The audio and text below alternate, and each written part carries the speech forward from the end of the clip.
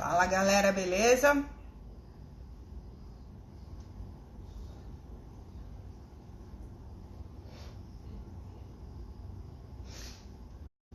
Olá Rose, olá Marta, boa noite a todos que estão entrando na sala. Pilates Luciana, Elvis, Arnaldo, fala Arnaldo, tá gostando do livro? O Wender, Iana Santoro, ou Lana Santoro. Boa noite. Que bom, Arnaldo, que bom que tá gostando. Fico feliz. Oi, Marta, tudo bem com você? Boa noite, Life Training. Vinícius Apolaro. Difícil ler esses nomes do Insta, né? Bora lá, galera. Vamos chamar os amigos, vamos compartilhar a live, que hoje nós teremos mais uma live incrível da série Lives Sensacionais. Boa noite, Priscila. Boa noite, Fernanda. E Ana. Muito bem. Ou Lana, fiquei na dúvida ainda. É isso aí, galera. Bora compartilhar. Bora chamar a galera, os amigos, porque hoje nós temos uma live sensacional e daqui a pouco eu vou chamar o cara pra gente discutir alguns assuntos aqui. Beleza? Wagner, boa noite. Vinícius João. Anne, boa noite. Sejam todos bem-vindos. Boa noite, Anne. Olha só. Yara, boa noite, galera. Bora compartilhar. Ângela. Fica mais barulho aqui. Ana. Natana. Boa noite, Wagner. Boa noite, Érica. Josué.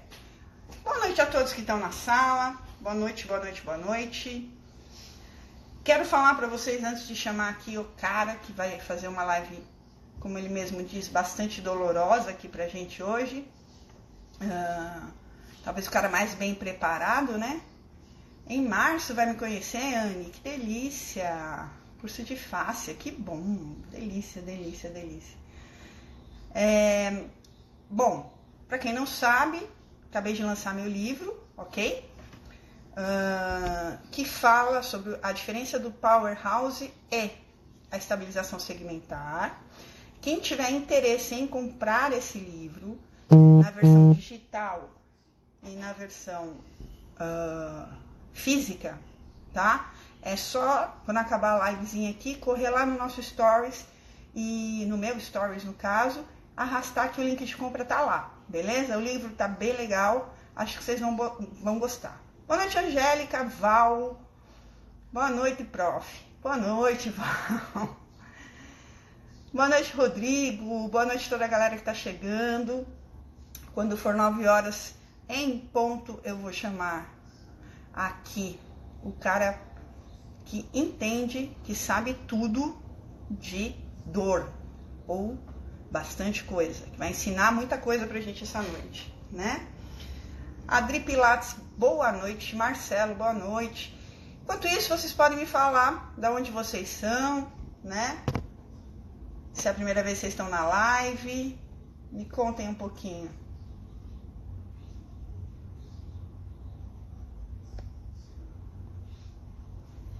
Contem um pouquinho pra mim de vocês. Se vocês trabalham com Pilates. Boa noite, Edva. Anderson, Milena. Rogério, boa noite. Arnaldo é do Rio. Delícia, só na praia aí, né, Arnaldo? Luísa, boa noite. Uli, boa noite. Lucas, é isso aí, galera. Nova Iguaçu, olha, tô indo pra Nova Iguaçu no começo do ano, hein? Montes Claros, Paraná, Medianeira, personal trainer, que delícia. Primeira vez na live, Ângela, espero que você goste, seja bem-vinda. Aliás, todo mundo que tá chegando na live pela primeira vez, sejam bem-vindos, tá? Trabalha com pilates e dor crônica, que bacana, Natana. Tô indo pra Jundiaí também agora, no começo do ano, se eu não me engano, eu acho. Angra dos Reis, Físio, Kelly diz, é pra passar férias, Kelly, que você tá me chamando? Tô chegando. Mini Salvador, adoro sua terra. Humberto, Vinícius Avelar. Boa noite a todos que estão chegando, que estão na sala. Estamos só esperando ele entrar para a gente começar a nossa live de hoje, beleza? Carlos Nico, bora compartilhando nessa setinha aí abaixo.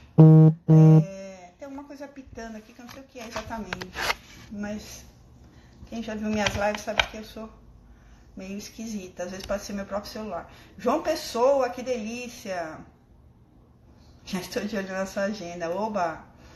Patrícia, boa noite. Bobobró, você na live. Como é que vai o Bobobró aí? Nossa, deve estar um calor aí, hein? Nem me conta. Voltei de Cuiabá. Nossa, não. Fui pra... Ai, meu Deus, onde eu tava domingo? Caramba, onde eu tava domingo, gente? Pelo amor de Deus, a idade é um problema, né? Eu tava em Sinop. Ô, Bobobró, agora que eu lembrei, Sinop. Boa noite, Valquíria. Diva não, diva. Já tô um pouquinho passada pra diva, né? Tem que vir pra Maceió. Maceió eu vou também, Val. Muito quente. Quando que não é quente em Teresina? Bro, me fala. Boa noite, Camila. Viveri Pilates é do Rio. Clélia Abreu. A Anne também lembrando que eu tava em Sinop. Obrigada, Anne. Obrigada de coração. Rodrigo Casales, boa noite. Mili, deve ser Mili. Jaque Gonçalves, boa noite. Bora lá, galera, vamos falar de pilates, vamos falar de dor. Boa noite, Angélica querida, tudo bem com você? Traz os cursos para Tocantins. Levo, quiser. Bora lá, vamos para Tocantins. Tomás, boa noite. Bora lá, alguém sabe que horas são? Exatamente? Porque eu iniciei a live e não... Tô sem controle de horário aqui. Aliás, tô sem relógio, tô sem nada. Bora lá, galera. Quem já compartilhou lá? Recife, vou pra Recife? Lógico que eu vou. 1 minuto para as 9. 1 minuto para as 9. Vamos ver se... 1 minuto já. Beleza. 1 para as 9. Estamos só... Daqui a pouco o cara entra. E a gente vai começar a despejar conhecimento em cima de vocês, beleza? Então, para quem não sabe, essa semana eu tô fazendo uma sequência de lives, né? Começou com o Máximo Lombardozzi, falando sobre as pressões intraabdominais.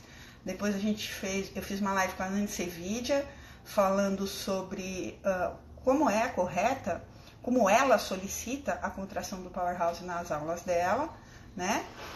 Ontem nós tivemos com o Gustavo Bortolazzo, sócio fundador da CBO, do Colégio Brasileiro de Osteopatia, falando das relações viscerais e da importância da gente conhecer essas relações viscerais, mesmo que não tenhamos ferramentas para lidar com elas, mas que a gente possa ter ferramentas e condições de avaliar quando o caso está na nossa alçada ou temos que indicar, seja para um osteopata, para um terapeuta manual, né? E hoje nós temos com ele, né? Com Arthur Padão. Isso aí, galera. Arthur Padão. Amanhã temos mais um convidado surpresa ou convidada surpresa. O cara chegou. Deixa eu chamar ele pra live. E quinta nós teremos o cara, hein? Quinta é uma surpresa pra vocês. A live hoje vai ser dolorosa. Vai sim. Já convidei. Olha ele chegando. Fala, Padão. Beleza. Tudo bem com você, carioca? Sim, senhora. Muita praia por aí? E aí, Ina? Hoje eu já fui à praia. Olha que maravilha, né? Minha filhinha de manhã. Eu andei dando uma sapiada aí e eu vi o senhor na praia com a sua filhinha. Muito Não, foi bonitinho. cedinho, 7 horas da manhã. Ah, tem que ser, né, para criança? Tem, Vamos lá. com certeza. E Fala um aí? pouquinho de você, Padão, para quem não conhece, galera do Pilates, quem que não te conhece ainda. Fala um pouquinho do seu É, trabalho. então, pessoal, boa noite, tudo bem? Eu sou Arthur, eu sou aqui do Rio. Pode me chamar de Padão também, não tem problema não.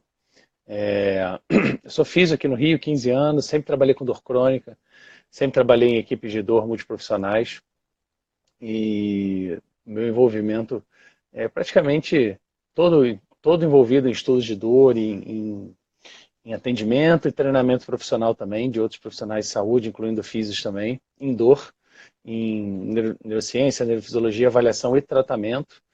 E é o que eu faço todos os dias, cara. Então, é o que eu curto fazer, e aí minha dedicação toda acadêmica é envolvendo isso, na especialização que eu fiz no HC, em São Paulo, aqui no Rio também, Uhum, mestrado que eu estudei dor neuropática em Hanseníase, aqui no uhum. Rio. Não consigo começar o doutorado ainda, mas quem sabe eu vou começar no ano que vem. Não vai dar tempo. E o atendimento de rotina, né, de pessoas com dor e tal, que é o que eu sempre fiz na minha carreira toda, né? E É que o você, gato acabou de se esfregar no meu celular aqui, peraí. Por isso que balançou. Ah, isso com competidor vem revolucionando bastante, né, Arthur?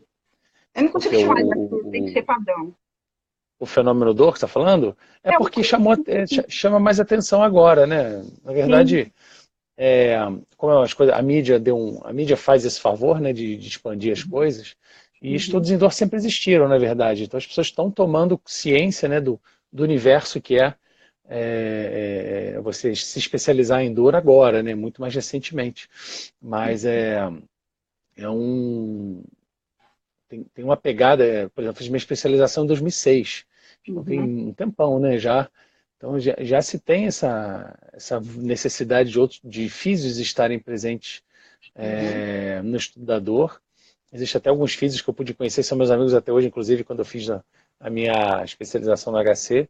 E hoje você tem vários cursos aí disponíveis, cursos caros, cursos muito caros, cursos mais em conta, e daqui a pouco, quem sabe a gente vai ter uma especialização em dor na físio, né?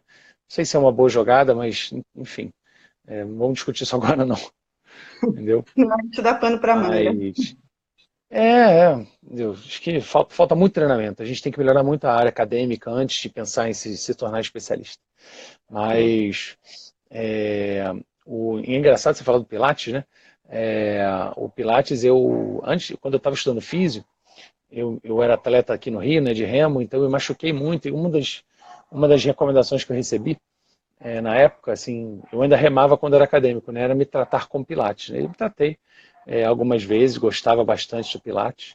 E só que calhou de eu receber assim uma indicação de eu fazer um curso, né, de Pilates e tal, quando eu estava quase me formando. Aí eu não conhecia muito bem e tal, e uma professora minha virou para mim e falou assim: "Ah, tu faz o curso, você vai gostar e tal, tá crescendo bastante". Tu vê, professor, eu não sei, mas o que você acha? Não, a parada é a seguinte, ó, não cai, não fica revoltada não, tá, gente? Não, não. A parada é a seguinte, Arthur, tu vai lá, faz no fim de semana o cursinho aqui, pra tu aprender a mexer nas molas e tal, e, pô, segunda-feira você já tá atendendo. Eu falei assim, eu fiquei pensando assim, porra, não é possível, cara, as pessoas se prepararem isso num fim de semana, né? Aí, inicialmente, eu peguei meio que um ranço do Pilates, né, por causa disso, e depois uma amigona minha, Marcela, que a gente estudou junto, a gente trabalhou junto muito tempo, ela foi morar fora do Brasil e depois foi morar em Porto Alegre, né? E ela é uma amante de carteirinha do Pilates, né? Então, aí eu também discuto muito com ela sobre o que tem se crescido, né, no Pilates e tal, e outros amigos também que gostam muito do método, né? Mas Uhum. acho que ele tem muito a crescer e eu acho que o fisioterapeuta que foi esperto e conseguir pegar conceitos de dor e aplicar nas aulas, né, nos Sim. modelos que existem de prescrição de exercício para pessoas com dor crônica e conseguir agregar e organizar uma aula do Pilates dentro desses conceitos vai estar muito bem, eu acho. Sim. Então, Padrão, eu incentivo muito os meus alunos a fazerem isso, né? sim, porque é uma área em franco crescimento, né? O Pilates ainda caiu no gosto dos médicos, né? Então, o Pilates ainda é recomendado pelos médicos, né? Então, faz muito sentido o profissional de Pilates saber de dor. né? A gente tem que Eu acho dominar. que ele tem que saber, né? Sim, Físio, então, né? Eu físico acho em que dor geral. todo profissional de saúde tem que saber, né? Inclusive educação física e tal. Já trabalhei com alguns professores e trabalho aqui no Rio com Sim, três professores de educação física que estudam dor, então eu acho que todo mundo tem que conhecer, cara, porque o público que chega é esse e a gente tem que saber conhecer eles bem, então, os problemas e tal. sim. E hoje é diferencial, né? Se torna um profissional diferenciado no mercado, então acho que é bem por aí. Sobretudo o profissional de educação física que tiver esse conhecimento sai muito à frente, né? Putz, esse cara, Muito!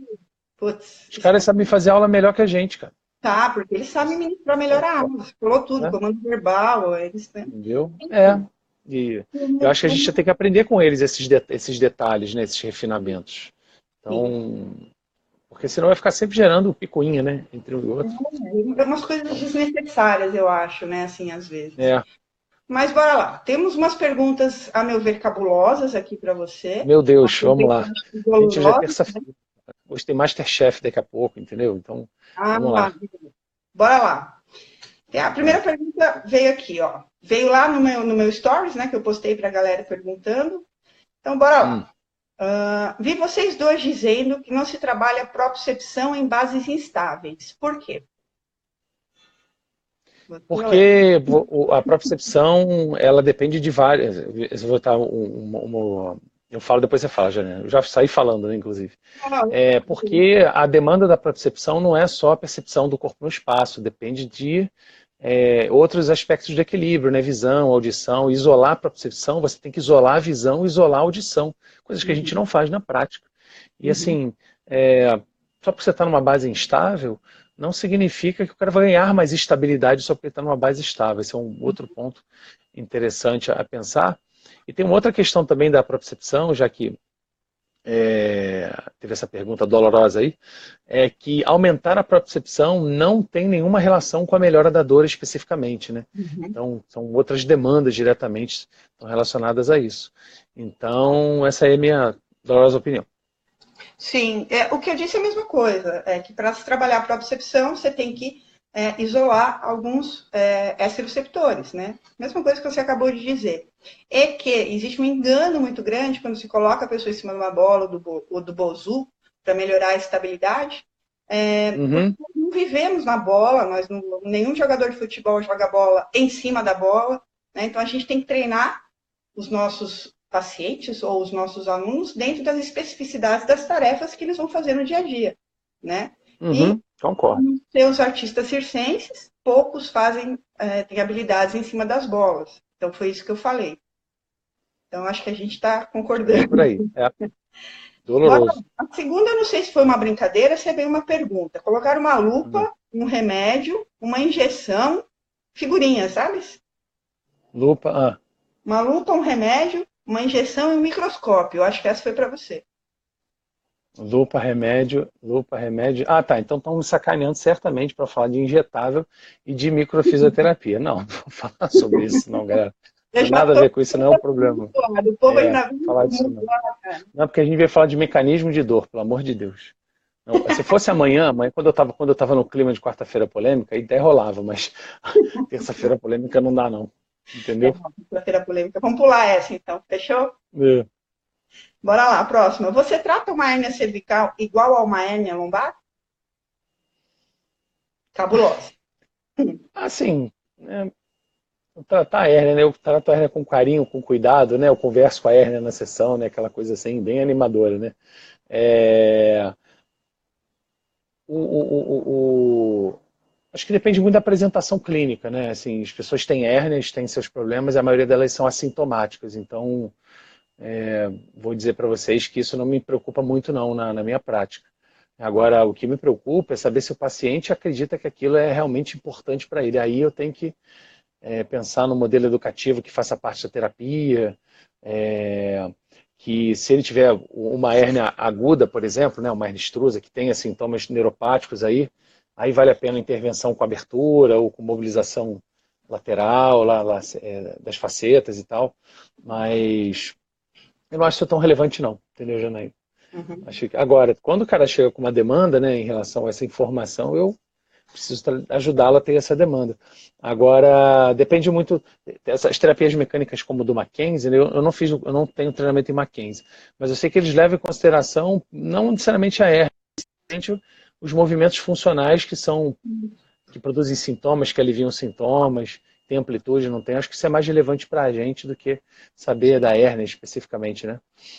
Eu sempre costumo falar nos meus cursos, né? A gente não trata a hérnia, né? A pessoa chega com dor e fala, eu tenho uma hérnia, né? A gente vai fazer a nossa intervenção e muito provavelmente essa pessoa vai sair sem dor. Se a gente repetir o exame que ela mostrou para a gente antes da nossa intervenção, a hérnia vai estar no mesmo lugar. Nós não tratamos... Bem provável. Nós tratamos as funções, né? Que chegam para a gente, né? Então... Agora, a gente sabe que hérnias grandes tendem a ser hérnias que regridem, né? Tem maiores chances de regressão. Então, assim, isso não significa sintomas, né? Simplesmente um achado anatômico. Né? Agora, os sintomas que a gente deve se preocupar sempre são sintomas neurológicos, né? Sensoriais, motores, que estão agregados à hérnia que você possa encontrar no exame, né? Aí sim a gente tem que ficar de olho. Sim. Bora lá, mais uma pergunta importante que veio, dolorosa, como você mesmo fala, que chegou aqui. Se você trata, acho que essa é para você, porque todo mundo sabe que eu trabalho com pilates e terapia manual. Você trata seus pacientes com terapia manual ou com exercícios? Com os dois. Os dois. Um complementa o outro. Agora tem gente que tem mais preferência por um ou outro, né? E eu particularmente gosto de uma transição do passivo para o ativo quando necessário, né? Então, se o paciente ele precisa de um cuidado inicial com terapia manual, ele vai começar com terapia manual, mas a gente vai transitar para um trabalho ativo. Se o paciente está fazendo um trabalho ativo com outro colega ou com outro fisioterapeuta, não um professor, eu não vou fazer exercício com ele, eu vou manter o trabalho de terapia manual e vou fazer um contato com o professor com certeza. Isso é a minha rotina, inclusive. Então, e eu sou um cara formado em terapia manual, cara, enraizado no Maitland, inclusive. E eu gosto muito e tal, mas eu não tenho... Pô, Janaína, vou falar um negócio aqui para você. Eu pratico uma terapia chamada OLX, sabe? Ouviu falar? O desapego. Eu não tenho esse apego a essas coisas, sabe? Entendeu? Não tenho muita preferência. Eu tenho o que é necessário. Necessário eu faço. Se não for necessário, eu não tiver competência, eu mando para outra pessoa, entendeu? Muito simples para mim como funciona. Eu amo Pilates porque eu gosto de Pilates. Mas se o cara falar para mim, eu odeio Pilates, não sou a melhor pessoa para te atender. Né? Saiu da terapia manual, não gosta de Pilates, né? Na fase de transição, não sei o que tal, ou não curte mesmo, indica. É melhor o cara fazer, não tem um apego a métodos, né? Apesar de amar o Pilates, na hora que eu trato, a gente tem que se preocupar com a melhora do paciente. Eu também acho, cara. Para com esse negócio, entendeu? Discussão à toa essa, eu acho, que só gera aborrecimento entre a gente, entendeu? Entre a gente, não entre você, claro, né? Mas entre os colegas, né? Sim. Porque não faz a menor diferença esse tipo de discussão, né? Bora outra, que essa é legal. O que é sensibilização central? Perfeito, excelente pergunta. Obrigado pela criatura que enviou essa pergunta. Vamos esclarecer que negócio é esse. Sensibilização central é um fenômeno fisiológico do sistema nervoso de amplificação da atividade neuronal. Ponto. Significa que o sistema tinha uma atividade neuronal basal e aí essa atividade ultrapassou um limiar, ou seja, uma quantidade de estímulos que foram recebidas ligou mais os neurônios. Então os neurônios ficaram mais excitáveis. Isso significa que quando acontece esse fenômeno de sensibilização, é mais fácil que o nosso sistema nervoso capte estímulos mecânicos, térmicos, químicos, ambientais, visuais, auditivos, porque ele está mais ativo. Quando as pessoas, então isso é um fenômeno fisiológico. Quando as pessoas mantêm essa sensibilização central por algum tempo, não se sabe um tempo muito pré-estabelecido, né? Mas ela se mantém por algum tempo, ela vai mudando a estrutura e função do sistema nervoso. Então ele passa a manter essa amplificação independente de fenômenos de sinais periféricos, independente do que acontece nos tecidos, na face, no músculo, na pele, no ligamento. Então ele mantém o neurônio hiperativo, independente do que acontece na periferia, e muitas das vezes essa sensibilização central, ela produz sintomas dolorosos que a gente chama de dor nociplástica, entendeu? E que foi um termo adicionado em 2008 pela IASP, justamente para diminuir a confusão entre o que é sensibilização central normal, anormal, se tem dor por sensibilização central e tal. Então é importante que a gente entenda que é um fenômeno fisiológico que pode se tornar anormal ao longo do tempo e levar a sintomas dolorosos. E aí a gente chama esse mecanismo de dor dentro do nosso bate-papo da live de dor nociplástica. E que é completamente reversível também, né? Isso é uma pergunta difícil de responder, porque depende muito. Você pega vou te dar alguns exemplos de dor nociplástica. Tá? O cara tem uma dor lombar crônica, uma dor lombar aguda, não melhora no tempo esperado, evolui para dor lombar crônica. Aí ele vai lá no seu estúdio de Pilates, você trata ele em 2, 3 meses, ele fica assintomático. Ele teve uma reversão, teve uma melhora, né? Os fenômenos, né, que estão envolvidos, a sensibilização central. Mas se pegar uma pessoa com fibromialgia, como é que eu vou reverter isso? Ninguém sabe. Sim. E eu entro posso entrar na mesma condição. O cara com dor lombar pode ter ou não sensibilização central, anormal, e o cara com Pilates sempre tem sensibilização central, porque faz parte da síndrome dolorosa dele. Como existem outras, DTM, dor pélvica crônica, enxaqueca, depressão. Oi? As autoimunes também, né? As exatamente. Então, assim, você vai ter esse fenômeno central com sintomas relacionados, né, a isso, né, e são sintomas que têm a ver com desproporção, quando a gente fala de mecanismos de dor. Então, assim, você vai ver um cara que diz que tem uma dor lombar incapacitante, ele está no discurso de limitação funcional importante, você vai examinar ele tem função musculoesquelética normal, ele tem boa amplitude, ele tem força e resistência, mas tem uma dor que ninguém explica. Então, tem uma desproporção entre estrutura lesionada, disfunção de tecido e sintomas. Então, o primeiro ponto é ficar atento a uma potencial dor nociplástica, entendeu? Aliás, o conceito de dor mudou recentemente também, né? Falando das definições, Sim, existem várias propostas novas de definições, né? Assim, de tentar trazer um pouco da neurociência para a exemplificação, né? Se você olhar as definições de 2017 e 18, elas têm um quê de cognitivo muito forte, que a definição de 94 não tem. Né? Mas aqui, se você for fazer uma pesquisa ou alguma coisa, você vai usar a definição de 94, que é a definição oficial da IASP. As outras são propostas, né? Mas a questão cognitiva é muito forte nas definições atuais. Pelo impacto biopsicossocial de tudo que a gente vem falando, né? Que é isso, aquilo, biopsicossocial e tal. Então está muito inserido nas propostas atuais de definição. Sim. Eu fiz essa pergunta para introduzir a próxima, né? Ai, meu Deus do céu. Vou até rezar aqui, galera. Estão perguntando se a biomecânica morreu. Se a biomecânica o quê? Morreu. Não, quem é o louco que escreveu isso aí? Quem é o louco? Que a gente vai desgoelar aqui no pescoço, igual o Homer Simpson fazia com o Bart, sabe? A gente fazia assim. Não, galera, a biomecânica não morreu. Se você virou um profissional psicossocial, você devia fazer psicologia e psiquiatria e abortar a fisioterapia. Né? Entendam que todos os fatores psicossociais, eles influenciam o nosso sistema de movimento. Eles podem não provocar disfunções mirabolantes, lesão, como você encontra, mas você vai ter o movimento afetado, seja na sua amplitude, na sua funcionalidade, nas evitações de movimento, de alguma forma. Estou brincando, tá? Não quero matar ninguém, não.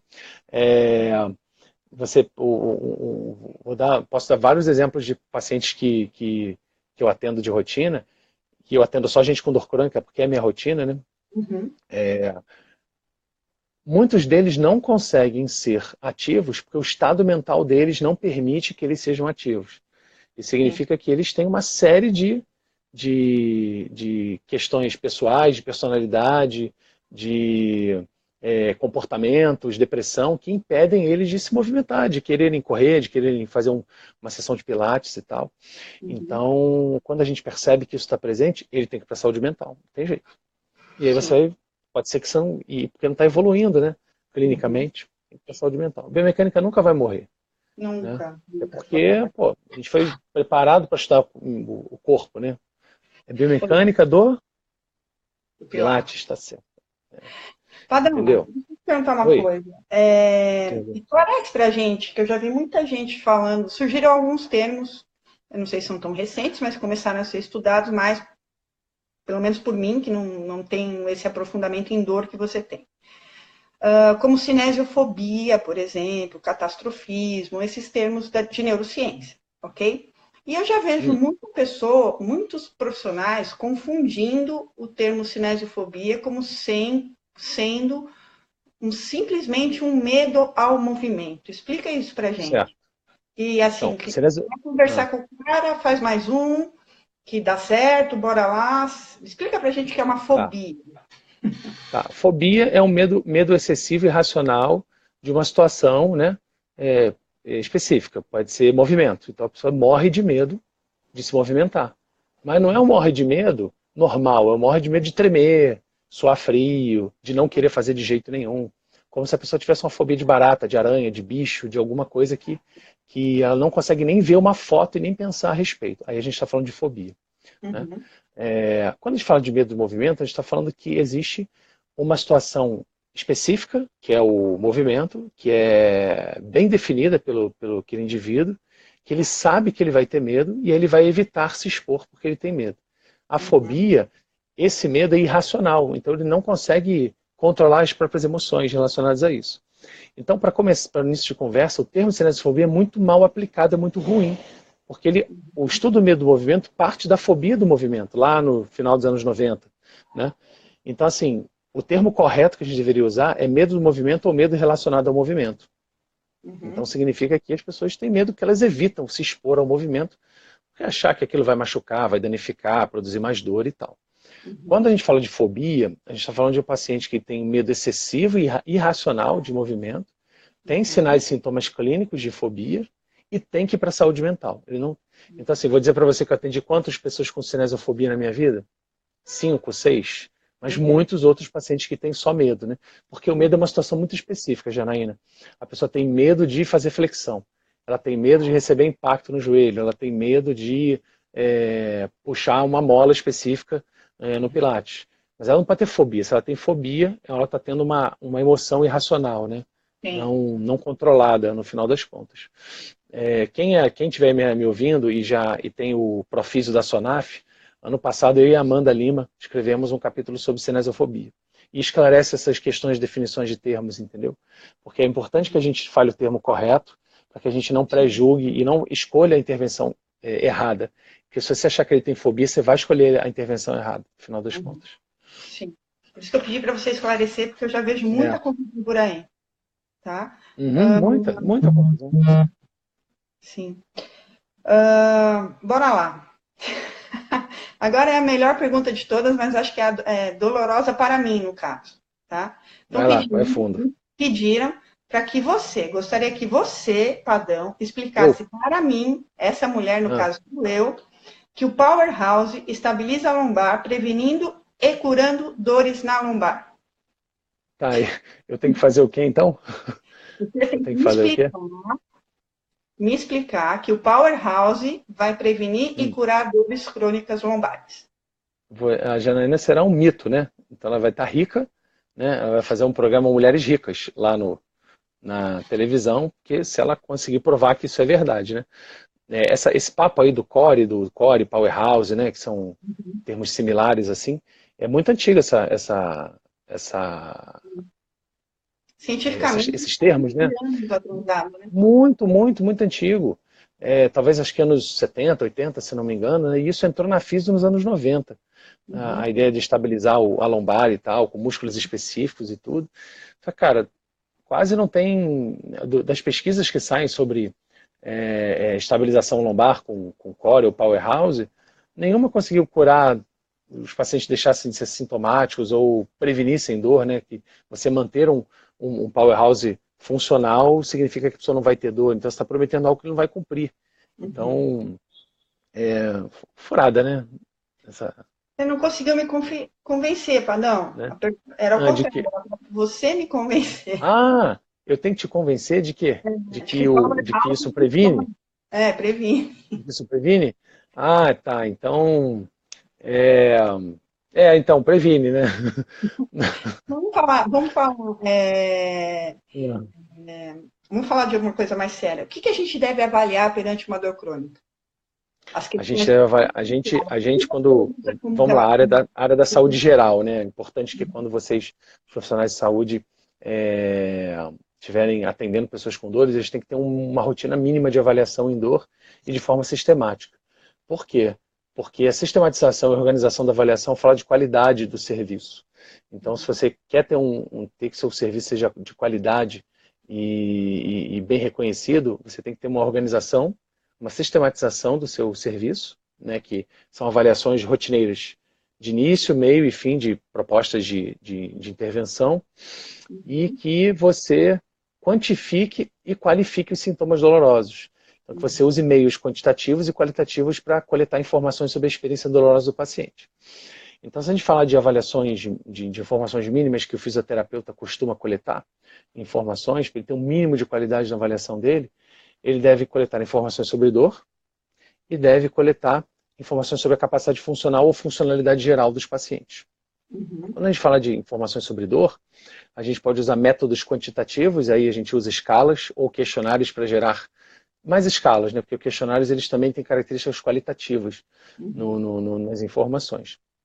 E se você não for usar nenhuma escala e questionário, você usa simplesmente uma coleta de dados geral, como livre relato, ou ter já uma avaliação pré-programada, né, que a gente chama de entrevista semi-estruturada, ela pré-programada já com perguntinhas a serem feitas ao paciente. Então, tipo, quanto dói, como dói, há quanto tempo, o que piora, o que melhora, como é o sintoma doloroso, como a dor se comporta ao longo do dia, que isso é importante, que é o comportamento, se ela é flutuante ou não é, ela tem picos, não tem, se ela tem um momento mais diurno, mais noturno.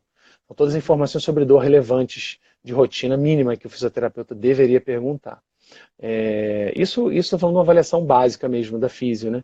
E quando a gente for coletar informações sobre funcionalidade, pelo menos uma informação sobre funcionalidade daquela região dolorida. Então, lombar eu vou usar um questionário lombar, cervical eu vou usar um questionário cervical. E eu ainda não consegui colocar em prática, mas eu gostaria muito de implementar uma rotina de um questionário chamado Questionário de Nível de Atividade Geral, né, que é o IPAC. E eu não sei se você conhece, Janaína, esse questionário. Não. É um questionário internacional de nível de atividade, que é um questionário longo, mas ele tem uma versão reduzida dele, e que eu consigo entender o nível de atividade física geral das pessoas com o questionário. Eu acho que é bem interessante isso, eu colocar isso na minha rotina. Eu ainda não consegui. É porque no estúdio que eu trabalho, de treinamento funcional, a gente está reformulando o nosso modelo de avaliação, e quem sabe, né, a gente consiga botar isso de rotina para os alunos que treinam lá, né? Então, esses são os dois principais características. Oi? Tem como você mandar esse IPAC para mim, para disponibilizar para a galera? Eu te mando, não tem problema nenhum. Mas se eles procurarem na internet, Questionário Internacional de Atividade Física, eles vão encontrar. Que é do inglês IPAC, né? Tá. Entendeu? Mas eu te mando sem problema nenhum. Tá bom, querido. Entendeu? Eu te interrompi, desculpa. Não, era isso aí. A gente precisa coletar essas informações básicas e testar as nossas hipóteses com exame físico de qualidade, né? E aí, se você... porque o exame físico serve para você testar o que você está pensando que está acontecendo. Então, não precisa fazer um exame físico em todo mundo igual, porque não tem lógica, né? Não tem raciocínio clínico dessa forma. Então, ali, o pessoal botou aqui Questionário Internacional de Atividade Física. É isso mesmo, galera. IPAC. E é isso, cara. Eu acho que o fisioterapeuta ele tem uma pegada de avaliação em dor e funcional muito boa, muito melhor que vários outros profissionais, pela própria habilidade, né, de raciocínio clínico, de quantidade de testes que a gente está acostumado a utilizar. Então a gente tem que levar isso em consideração. A gente faz isso muito melhor que até os próprios, boa parte dos médicos também, em termos de exame físico. Então a gente tem que aproveitar essa nossa habilidade e mostrar um diferencial, né? Sem dúvida. Padrão, tem mais uma pergunta aqui para você, que eu passei aqui o papel e pulei uma. Estão pedindo para você falar da relação do Pilates com a dor. Do Pilates com a dor, eu não tenho formação em Pilates, mas vocês querem que eu fale sobre o Pilates tipo o quê? Tipo, os princípios do Pilates e tal? Eu não sou uma pessoa... Que você fale se o Pilates ajuda na dor, enfim. Olha, se vocês olharem os últimos trabalhos da Unicid sobre Unicid Universidade de São Paulo, que o professor Léo Costa é o coordenador do Físio, e tem o professor Léo Costa, a professora Lucila Costa, que são professores dos programas de mestrado lá. Eles têm pelo menos 2, 3 artigos super recentes falando da importância do Pilates para a recuperação de dor lombar. não só em custo-efetividade, ou como uma rotina mínima de aula para o paciente ficar bem, como 2 vezes por semana. Então, eu acho que o Pilates... E interessante, Janaína, porque os estudos antigos de Pilates aqui no Brasil são... Os Pilates geral no mundo são muito ruins, a qualidade metodológica é muito ruim. E talvez nos últimos 4, 5 anos, o pessoal tenha... Quem trabalha com Pilates tem se interessado em mostrar como é uma aula do Pilates. Eu lembro de vários estudos que eu li, que o cara dizia que fez Pilates, mas fez o quê? Não sei. Eu não sei. Não tinha detalhe, não tinha nenhuma descrição da aula. Não fala o tipo da mola que está usando, não fala o aparelho. A gente não sabia. A gente não sabia. Então, se você não sabe, você tá... Por isso que a qualidade era ruim também, né? Então, acaba que os estudos eram de baixa qualidade, então você tinha pouca ciência envolvida na eficácia do Pilates. Hoje a gente sabe que tem uma ciência muito boa, né? E o Pilates, o Pilates é uma febre, cara. Ele só cresce. Então, e tem que crescer com qualidade, né? Sem dúvida, sem dúvida. Essa é a minha briga. Eu acho que, assim, agora eu não vou dizer, agora eu vou ser o pessoa OLX em relação ao Pilates. Eu não acho que o Pilates é tão melhor que outras metodologias, mas eu acho que o cara, se ele for um bom professor, ele vai ser bom, de qualquer maneira. Aí ele vai usar os conceitos, os princípios, vai aplicar aquilo. Né? Aí, por exemplo, eu que não fiz nenhuma formação em Pilates, eu vou usar os meus conceitos em dor para prescrever exercício. Então depende muito de como a pessoa, né, for fazer esses planos de aula e tal. E especificamente precisam ser feitos planos de aulas organizadas para os alunos, para não ficar aula igual para todo mundo. Então, acho que o Pilates tem Pilates é uma febre mundial, mas é uma febre brasileira forte, né, o Pilates. É bizarro, cara. Bizarro. Brasileiro adora. Então, uma pergunta interessante só aqui, ó. O que você acha do TENS,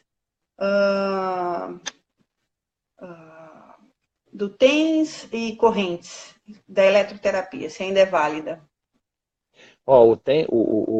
De uma forma geral, a TENS tem ganhado muito espaço em pesquisas de qualidade atualmente. Especialmente, tem 2 brasileiros que, cara, hoje eu tenho menos preconceito com TENS do que eu tinha antigamente. Graças a 2 colegas aqui do Brasil que eu conheço pessoalmente, que é a Josimari Santana, lá de Aracaju, e o professor Richard Liebano, lá da UFSCar. Então, eles e vários alunos deles, envolvidos com grupos de pesquisa fora do Brasil, inclusive, eles conseguiram mostrar que o TENS tem o seu papel bem utilizado se o fisioterapeuta usar os parâmetros certos.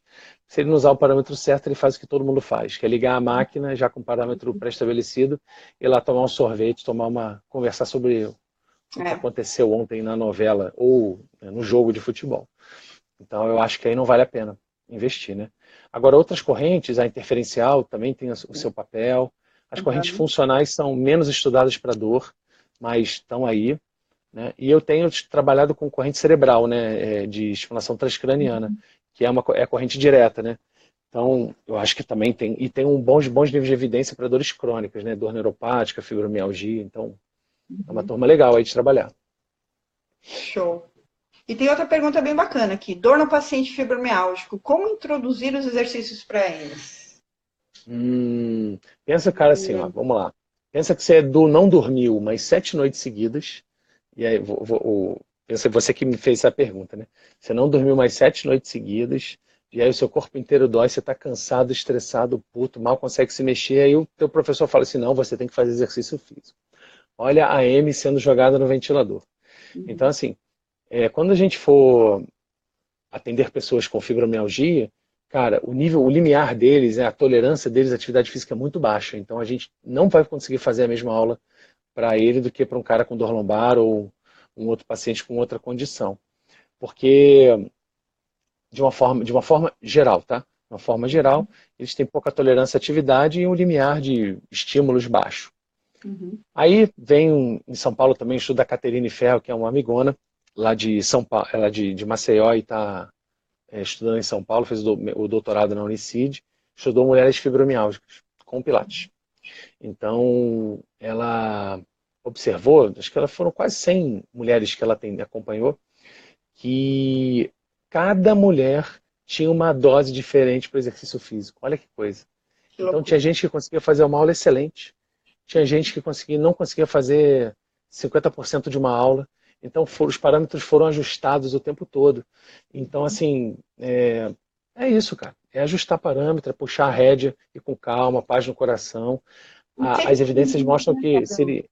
e sempre Oi? para menos, nunca abusar, né? Porque Não dá para mudar, porque se você abusar, vai dar ruim. Entendeu? é, Vai dar ruim feio por vários dias. Então, esse é o final das contas do ruim. E tem um outro detalhe, é que as evidências ao moderar intenso, ele tem uma melhora muito grande. Só que, cara, às vezes você não consegue. Você tem que chegar no moderado intenso depois, né? Passa algumas semanas, uns meses, para poder chegar na dosagem adequada, né? E o moderado intenso para uma pessoa sedentária é diferente do moderado intenso para uma pessoa ativa. Né, sim. que é mais fácil ele chegar no moderado, só ativa o leve já chegou na frequência cardíaca máxima às vezes, né? Então, Que a pesquisa diz pra gente, a maioria dos guidelines é exercício físico de moderado a intenso, né? Mas como você chega no moderado exatamente. intenso com fibromialgico, né? É complicado. Então, é sempre Sendo muito sempre respeitoso. Você tem que ser muito respeitoso, cuidadoso, saber que explicar para ele que é possível que ele piore, ter uma parte educativa de orientação, dar o passo a passo, isso precisa acontecer, entendeu? Entendi. Estão querendo fazer mais uma pergunta para você, dolorosa aqui. Você acha que tem muito diagnóstico de fibromialgia errado? Você sabe que a cada 100 pacientes de 100 diagnósticos de fibromialgia, 75 estão errados? Sim, sim. 75, cara. É diagnóstico pra cacete errado. É muito diagnóstico errado. Então, assim, o que significa isso? Significa que o critério de 90, que era aplicado à fibro, quando a gente traz para o critério de 2016, que é o último do Wolff, esses critérios juntos, você tem 75% de diagnósticos errados. Então, é muita gente errado. Não é porque eu acho não, tá, galera? É porque está descrito na literatura. Não é porque eu acho não. Padão, fala pra gente aí do seu curso. Você está com um curso aí, tem galera perguntando de onde te achar. De onde vem achar? No Vi que você tem Instagram. um curso de avaliação. Como eu faço para participar? Então, o curso que a gente lançou essa semana é o curso de avaliação. Então, são 7 módulos de aprendizado, de coleta de dados, de avaliação de várias características. Exame músculo-esquelético, avaliação somatosensorial, avaliação cognitiva, avaliação com escalas e questionários, fora módulos extras que a gente fez de neurociência, testes funcionais e tal. Então, muito legal. Eu estou muito satisfeito com esse curso, porque a gente tem feito turmas pequenas justamente para poder acompanhar a rotina dos alunos, né?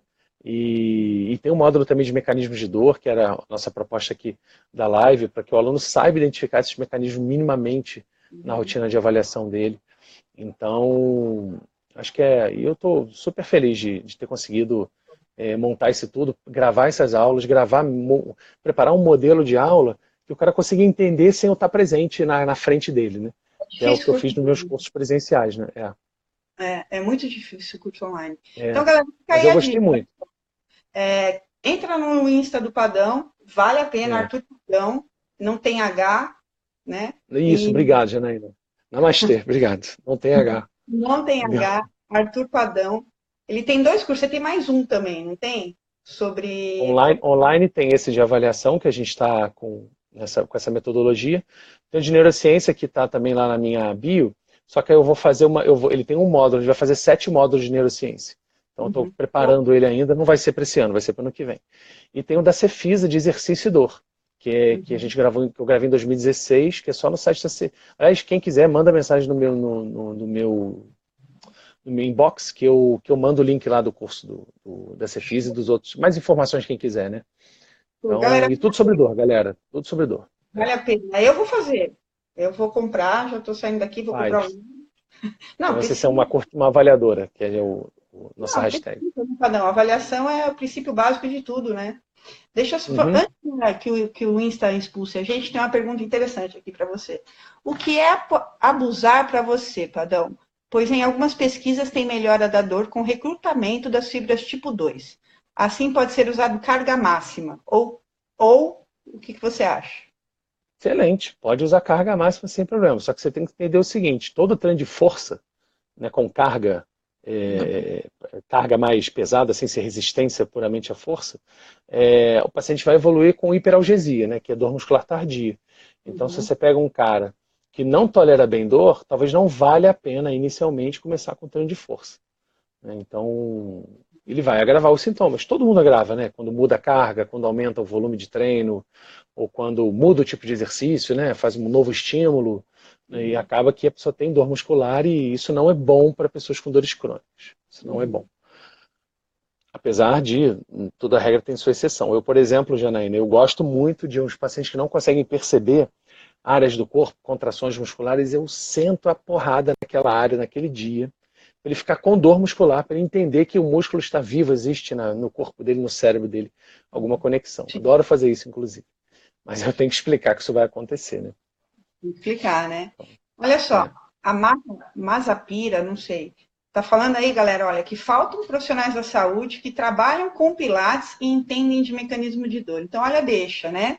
Olha o mercado verdade. que a gente tem aqui na frente, da gente entender de dor, já que o fisioterapeuta trabalha com dor, e o próprio profissional da educação física também trabalha com dor. Todo mundo tem dor, É gente. verdade. Todo Os mundo tem alunos dor. deles têm queixas, né?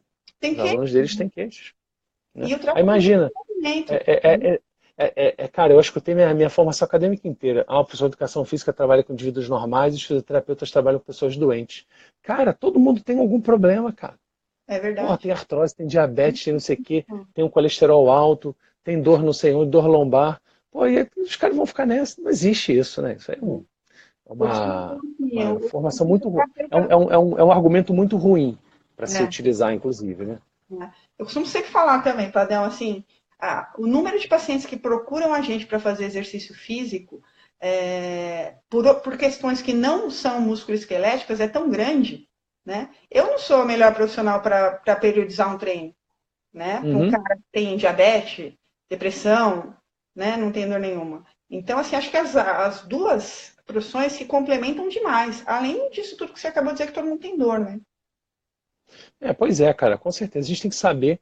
Primeiro ponto para a gente trabalhar em equipe, trabalhar com outras pessoas, é pelo menos se interessar o que o nosso colega faz. Isso é uma das coisas que a gente mais insistia em praticar quando eu trabalhava num centro de dor. Eu trabalhei em alguns, né? Então, assim, a gente precisava conhecer o que cada um fazia. Porque posso ser eu físio, você também físio, só que a gente trabalha diferente. Então, eu preciso conhecer o que você faz, você precisa conhecer o que eu faço. Então, isso significa que, para que a gente possa realmente entender o público que é para você, o público que é para mim, o público que a gente pode trabalhar junto, só conhecendo um ao outro.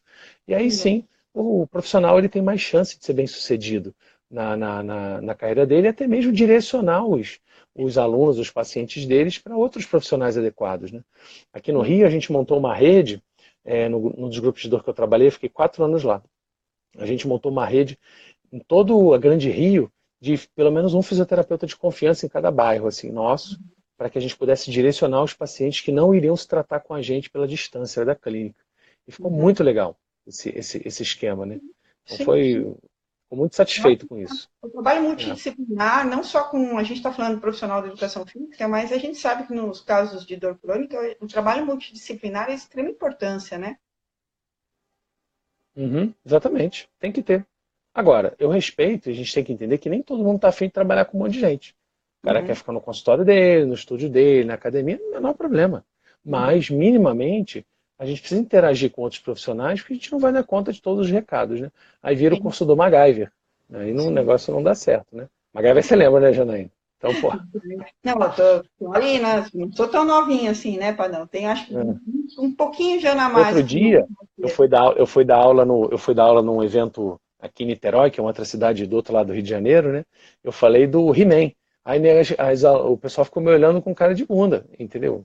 Eu Ninguém sei. sabia que era o He-Man e o Eu esqueleto. passo por isso nos cursos, Padrão. Eu passo por isso também. Tenho 27 anos de formada, então você imagina. Ah, então, você tem bem mais que eu, né? Eu passo muito por isso. Fica tranquilo. Então, Fica tranquilo. é, Querido, só para encerrar, então. Quem se interessou beleza.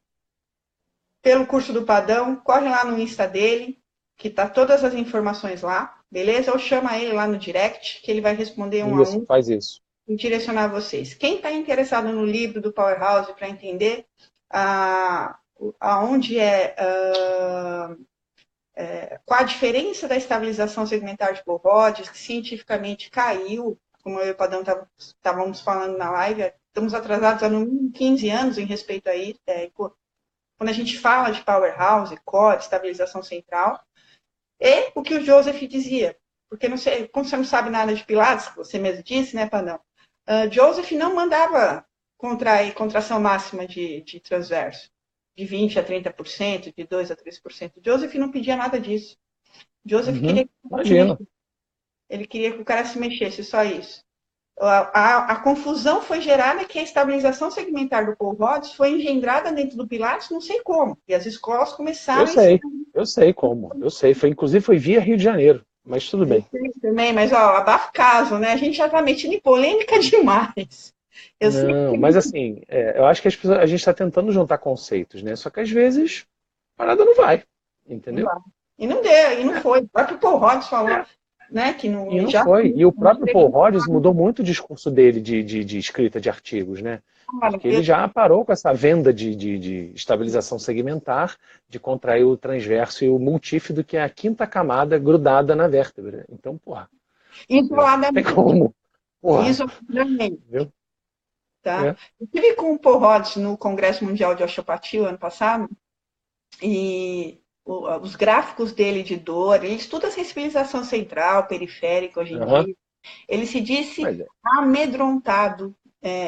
No final do ano passado, em Berlim, ele se disse amedrontado. Se alguém chegasse para ele, o cara que mais estuda dor lombar no mundo, você conhece os N's de pesquisa dele, né? Ele falou que se diz, naquele momento, se alguém perguntasse para ele como se trata a dor lombar crônica, ele se sentiria aterrorizado para responder aquela pergunta. Diante Entendi. das vertentes que podiam estar alimentando e retroalimentando aquela dor. O Rhodes nem fala, né? E é bizarro, né? E é bizarro, porque, na verdade, existe uma parte dos profissionais. Quanto tempo a gente tem, Janaína? Porque acho que vai acabar lá o teu tempo aqui, né? Não sei, qualquer É, hora, pô, qualquer é coisa a uma gente. hora só. Instagram é uma hora só. É. Porque tem uma parte dos profissionais de saúde que estão focados, entendem os resultados dessas pesquisas e tal, mas tem uma massa de profissionais com a massa da população que acha que dor lombar é doença de coluna, cara. E os caras vão, e a gente está focado em tratar doença de coluna, então não vai dar certo, nunca vai dar certo. O lombar não é doença de coluna. Então, assim, lógico, talvez a gente tenha que se preocupar com outras coisas que são mais importantes que se preocupar com a coluna. Só que a gente vende isso em forma de cursos, em forma de divulgação, então a gente vende errado no final das contas. É o que eu acho, né? Mas é isso. É isso. A galera tem que lembrar que dor lombar é sintoma e não doença, né? Essa é a questão. Ô, Janaína, poxa, obrigado aí por você ter me convidado. Quando você quiser fazer Obrigada. qualquer outra live dolorosa, você pode me chamar. Né? Somos Aí só me chama com uma certa antecedência, que aí tem que ver o esquema aqui de casa e tal, mas já Eu que tô aí numa agradeço. boa quando você quiser. Eu que Tá? agradeço. Não foi doloroso para mim, Não, foi uma delícia. não foi. Espero nos encontrarmos em breve. Um beijo grande, Valeu. gratidão por trazer tanto Beleza. conhecimento para a gente, viu? Obrigado, Janaína. Tchau, gente. Obrigado por vocês terem vindo aí. Valeu. Até mais. Galera, tchau, tchau. Tchau.